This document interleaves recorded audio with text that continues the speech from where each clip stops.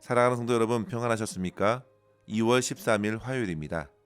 함께 찬송가 252장 찬양하겠습니다.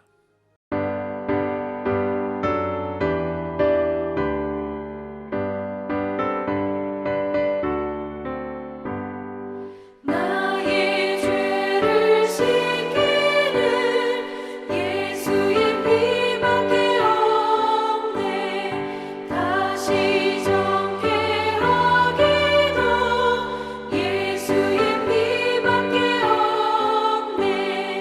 예수의 흘린 피 날 희게 하오니 귀하고 귀하다. 예수의 피밖에 없네. 나를 정케 하기는 예수의 피밖에 없네. 사죄하는 증거도 예수의 피밖에 없네. 예수의 흘린 피 날 희게 하오니 귀하고 귀하다. 예수의 피밖에 없네. 나의 죄 속하기는 예수의 피밖에 없네. 나는 공로 없으니 예수의 피밖에 없네. 예수의 흘린 피 날 희게 하오니 귀하고 귀하다. 예수의 피밖에 없네.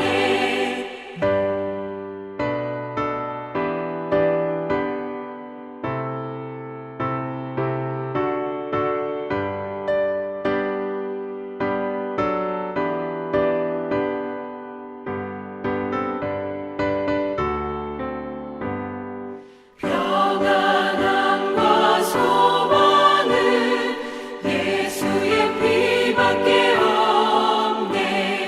나의 의는 이것뿐 예수의 피밖에 없네. 예수의 흘린 피 날 희게 하오니 귀하고 귀하다. 예수의 피밖에 없네. 영원토록 내 할 말 예수의 피밖에 없네.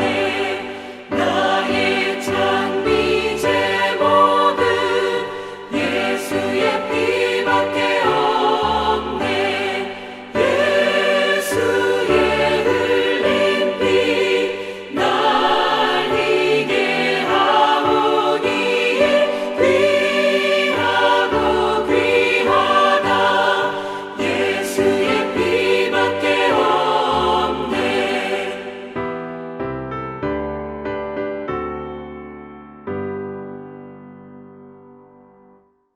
아멘. 이 시간 주시는 하나님 말씀은 마가복음 14장 22절에서 31절입니다. 그들이 먹을 때에 예수께서 떡을 가지사 축복하시고 떼어 제자들에게 주시며 이르시되 받으라, 이것은 내 몸이니라 하시고 또 잔을 가지사 감사기도 하시고 그들에게 주시니 다 이를 마시매 이르시되 이것은 많은 사람을 위하여 흘리는 나의 피 곧 언약의 피니라. 진실로 너희에게 이르노니 내가 포도나무에서 난 것을 하나님 나라에서 새 것으로 마시는 날까지 다시 마시지 아니하리라 하시니라. 이에 그들이 찬미하고 감난산으로 가니라. 예수께서 제자들에게 이르시되 너희가 다 나를 버리리라. 이는 기록된 바 내가 목자를 치리니 양들이 흩어지리라 하였음이니라. 그러나 내가 살아난 후에 너희보다 먼저 갈릴리로 가리라. 베드로가 여짜오되 다 버릴지라도 나는 그리하지 않겠나이다. 예수께서 이르시되 내가 진실로 내게 이르노니 오늘 이 밤 닭이 2번 울기 전에 내가 3번 나를 부인하리라. 베드로가 힘있게 말하되 내가 주와 함께 죽을지언정 주를 부인하지 않겠나이다 하고 모든 제자도 이와 같이 말하니라. 아멘. 오늘 말씀의 주제는 그리스도의 다음 없는 사랑입니다. 주님께서 저와 여러분에게 부어주신 사랑을 우리는 도저히 다 이해할 수가 없습니다. 마치 우리의 눈에 비친 밤하늘에 은하수의 수많은 별들을 헤아릴 수 없듯이 주의 사랑은 그렇게 우리에게 밀려오고 또 밀려오기 때문에 다 이해할 수 없는 것입니다. 성도 여러분, 그 사랑을 과연 우리가 어떠한 언어로 적절하게 표현할 수 있을까요? 주님의 사랑은 실로 하늘보다도 높고 바다보다도 깊고 우주보다도 넓은 사랑입니다. 특별히 오늘 말씀에서 드러난 주님의 사랑을 보시면 만유를 지으신 성자 하나님께서 인간이 되신 것도 감격적인데 자신의 살을 떼어주시고 자신의 피를 흘려주신 사랑으로 드러났습니다. 주님께서는 우리들의 줄인 영혼을 채우시기 위하여 자신의 살을 찢겨주셨고 우리의 영원한 갈증을 해결해 주시기 위해서 자신의 피를 흘려주셨습니다. 그렇게 주님의 사랑은 성망천에 고스란히 새겨져 있습니다. 오늘 말씀은 그 거룩한 주의 만찬을 받은 제자들이 하나님을 찬양하며 감람산으로 이동하는 장면으로 이어집니다. 그런데 그 도중에 예수님께서 말씀하시죠. 27절의 말씀인데요. 너희가 다 나를 버리리라. 그러면서 주님께서 스가랴가 남긴 예언의 말씀을 언급하셨습니다. 내가 목자를 치리니 양들이 흩어지리라. 성도 여러분, 주님께서 지금 이 말씀을 하신 이유가 무엇입니까? 이제 때가 되어서 고난의 길에 오르시게 될 때 제자들이 모두 주님을 버리고 도망할 것을 알고 계신다는 말씀입니다. 그러나 주님께서는 곧이어 말씀하시죠. 28절에 보시면요. 내가 살아난 후에 너희보다 먼저 갈릴리로 가리라. 성도 여러분, 주님께서 분명 부활을 예고하셨습니다. 그런데 이런 말씀을 듣고서도 베드로는 장담하듯 말을 잇습니다. 다 버릴지라도 저는 결코 그러하지 않겠습니다. 베드로의 결단은 참으로 담대했습니다. 성도 여러분, 때로는 심각한 무지가 대단한 용기로 표출될 때가 많습니다. 베드로는 지금 자기가 얼마나 모르고 있는지 잘 몰랐습니다. 그리고 그가 얼마나 주님께서 하신 말씀을 신뢰하지 않는지도 모릅니다. 그의 불신앙은 그렇게 용기로 나타났지만 실상 그것은 용기가 아니었고 그저 바람이 꽉 찬 자신감에 불과했습니다. 그러자 주님께서는 바로 일러주시죠. 30절 말씀인데요. 내가 진실로 내게 이르노니 오늘 이 밤 닭이 2번 울기 전에 내가 나를 3번 부인하리라. 그같이 분명하게 주님께서 말씀해 주셨는데 베드로의 자신감은 결코 꺾이지 않았고 오히려 더 힘있게 말합니다. 주님과 함께 죽겠습니다. 그러자 그 분위기에 휩쓸린 모든 제자들도 덩달아서 동일하게 말했다는 내용이 오늘 본문의 말씀입니다. 성도 여러분, 그들의 결단이 얼마나 약한지 드러나는 것은 하루도 채 걸리지 않았지요. 그런데 성도 여러분, 오늘 이 본문이 강조하고 있는 것은 그럼에도 불구하고 주님께서는 그들을 위하여 죽으셨다는 사실입니다.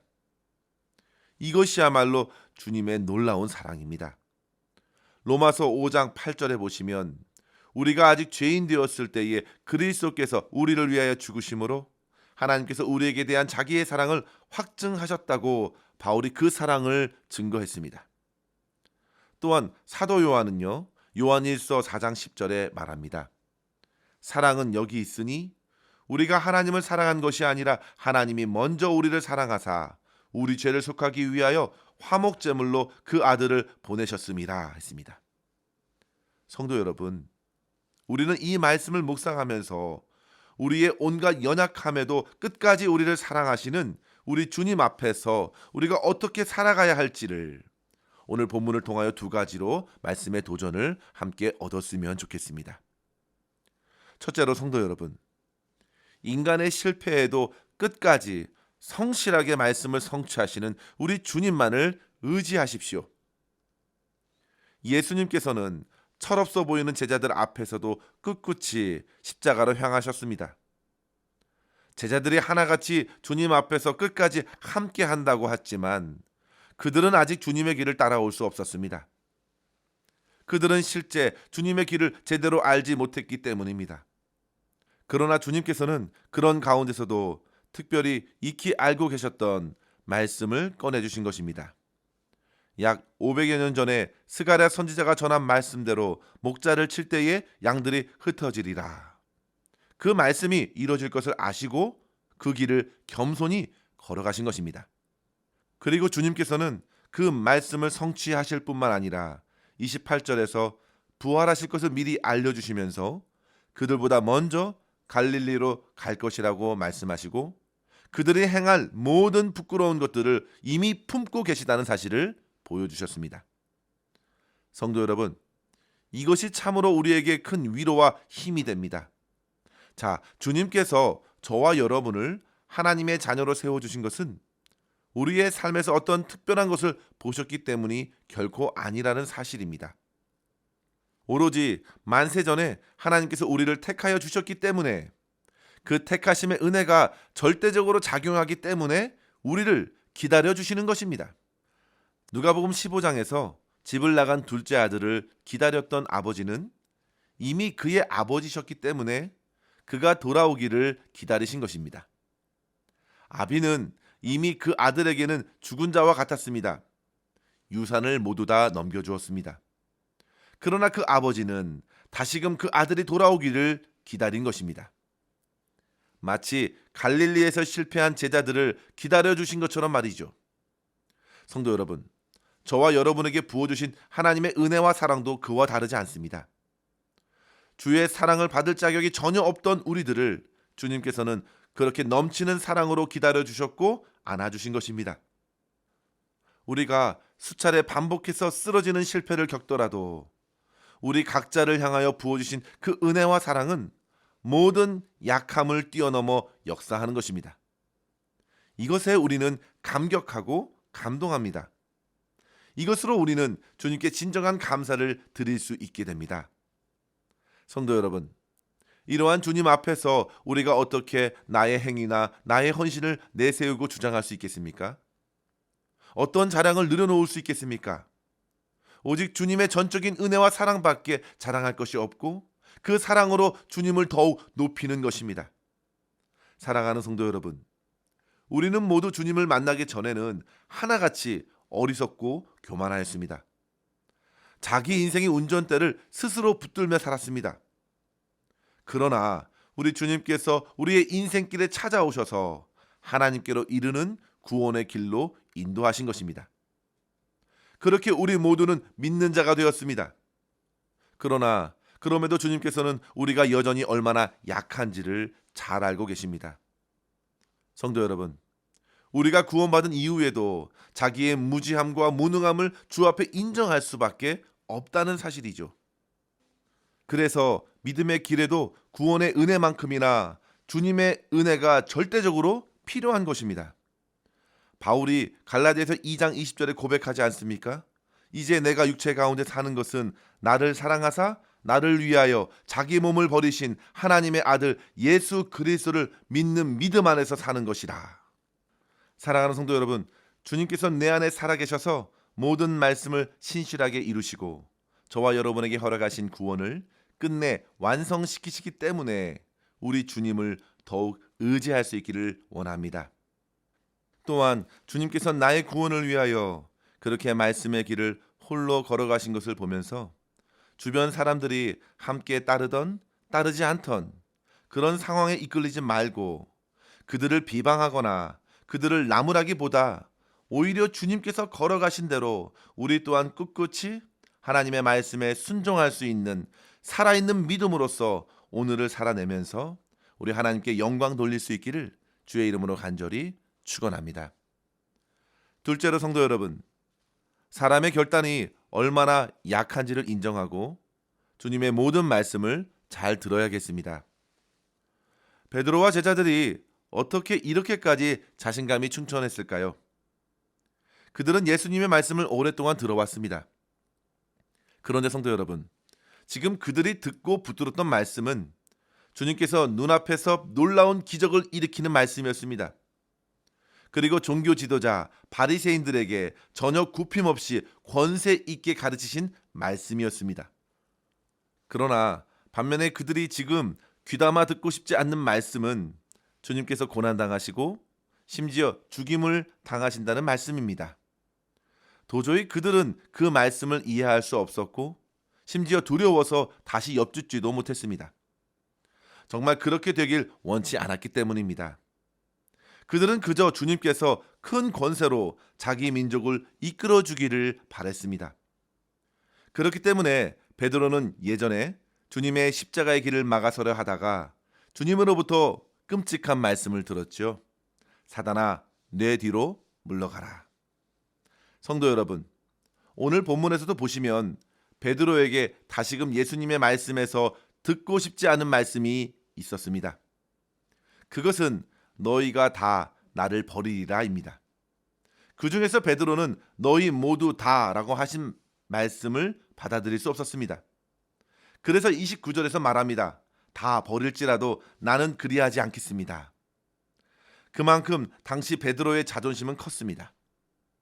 그러나 주님께서는 다시금 정확하게 예고하시죠. 그런데도 베드로는 31절에 굽히지 않고 오히려 힘있게 말합니다. 내가 주와 함께 죽을지언정 결코 주를 부인하지 않겠습니다.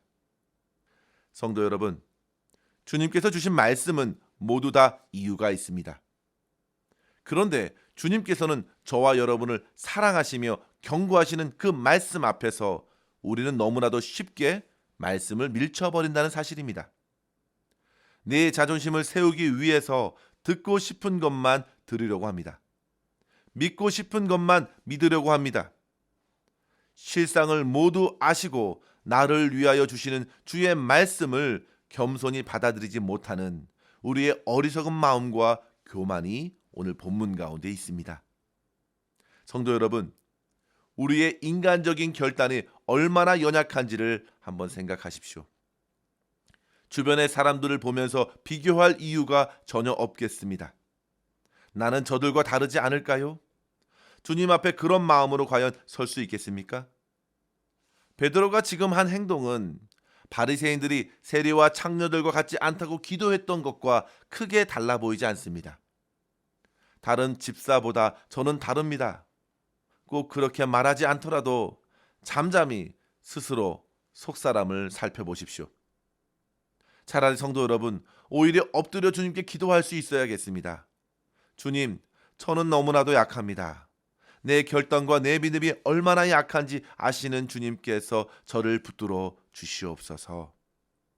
주님을 부인하는 주변의 사람들을 섣불리 비난하지 말고 나도 얼마든지 그렇게 넘어질 수 있다.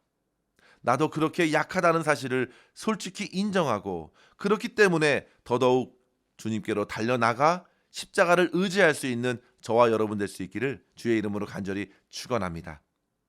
그리고 주님께서 하신 모든 말씀을 생명처럼 여기고 그 말씀을 굳게 믿을 수 있도록 성령께서 깨닫게 해주시기를 간절히 기도할 수 있어야겠습니다.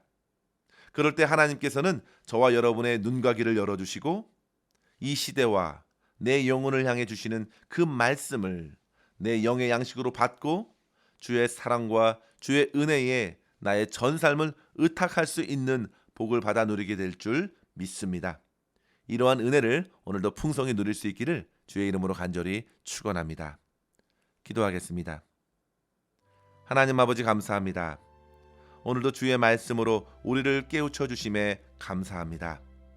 아버지 하나님, 오직 그리스도의 사랑과 은혜의 손에 우리의 영혼과 삶을 맡기기를 원합니다. 주님께서 저희를 붙들어 주시고 가장 선하고 아름다운 길로 인도하여 주시옵소서. 주님께서 주시는 모든 말씀을 나의 생명처럼 여기게 하여 주시고 겸손히 아멘으로 그 말씀을 받고 성령께서 깨닫게 해주시는 대로 나의 죄악과 나의 교만을 회개하며 겸손히 주님께 순종하는 삶을 살아내면서 하나님 아버지께만 영광되게 하여 주시옵소서. 오늘도 우리의 모든 삶을 주님의 손에 온전히 의탁하옵고 감사드리며 우리 구주 예수님의 이름으로 기도하옵나이다. 아멘. 사랑하는 성도 여러분, 오늘도 주님과 함께 승리하시길 바랍니다. 감사합니다.